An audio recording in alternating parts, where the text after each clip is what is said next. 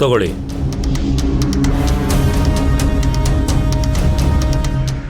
ಧೈರ್ಯವಾಗಿ ಓಡಾಡಿ. ಇನ್ಮುಂದೆ ಬರೀ ಶಾಂಭವಿ ಆತ್ಮ ಅಲ್ಲ, ಯಾವ ಆತ್ಮನೂ ನಿಮ್ಮನ್ನ ಹೆದರ್ಸಕ್ಕಾಗಲ್ಲ. ಸದಾ ಇದನ್ನ ನಿಮ್ಮ ಜೊತೆ ಇಟ್ಕೊಳ್ಳಿ.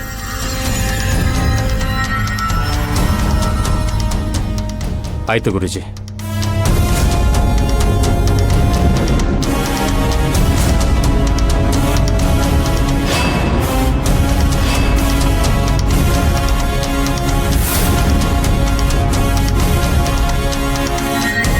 ಗುರುಜಿ,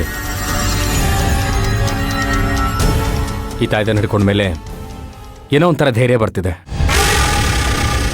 ಅದ್ರ ಶಕ್ತಿ ಅಂಥದ್ದು. ರಾವಣ್, ಆದಿ ಕಡೆಯಿಂದ ಏನಾದರೂ ಕಾಲ್ ಬಂದಿತ್ತ?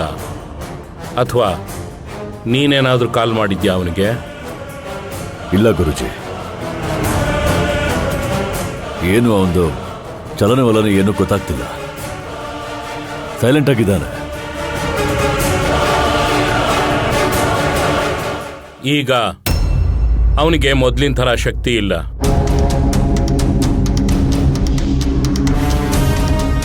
ಅವನು ಕೈ ಹಾಕಿದ ಯಾವುದೇ ಕೆಲಸಗಳು ಸಫಲ ಆಗಿಲ್ಲ.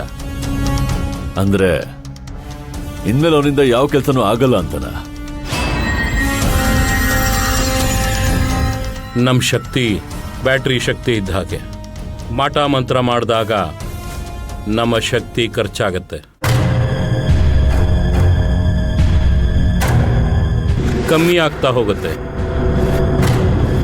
ಮತ್ತೆ ಧ್ಯಾನ, ಪೂಜೆ, ಯಾಗ ಇದನ್ನೆಲ್ಲ ಮಾಡಿ ಜಾಸ್ತಿ ಮಾಡ್ಕೋಬೇಕಾಗತ್ತೆ. ಗುರುಜಿ, ಸ್ವಲ್ಪ ಆಚೆ ಹೋಗ್ಬೇಕು. ನೀವಿಲ್ಲೇ ಇರ್ತೀರಾ ಇಲ್ಲ ನನ್ನ ಜೊತೆ ಬರ್ತೀರಾ? ನಾನು ಸ್ವಲ್ಪ ಹೊತ್ತು ಧ್ಯಾನ ಮಾಡಬೇಕು.